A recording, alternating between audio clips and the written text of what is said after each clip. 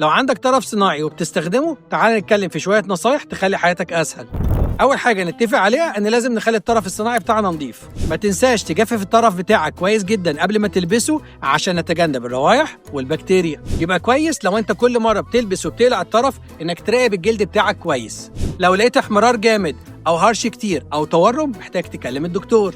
خلي دايما الطرف لما تلبسه يكون مناسب ومريح لجسمك، لأنه مع الوقت جسمنا بيتخن أو بيرفع. محتاج دايما تتأكد إن الطرف بتاعك مناسب للحجم بتاع جسمك. في أوقات ناس بتستخدم قماش أو بطانة لتقليل الاحتكاك ما بين الطرف والجلد.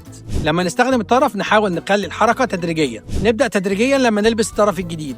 نحاول نتجنب الأنشطة العنيفة في البداية. نتابع تدريبات القوة والمرونة مع أخصائي العلاج الطبيعي بتاعنا. نحافظ على الطرف الصناعي، اوعى تفتحه أو تعدله بنفسك. نحاول نبعد عن المية والتراب لأن دول بيأثروا على الطرف بتاعنا.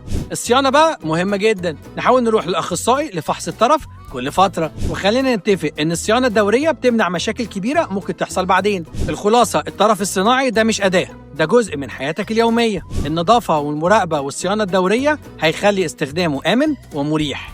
ما تنسوش اكتبوا لي أسئلتكم في الكومنتات، ممكن تكون موضوع الحلقة اللي جاية.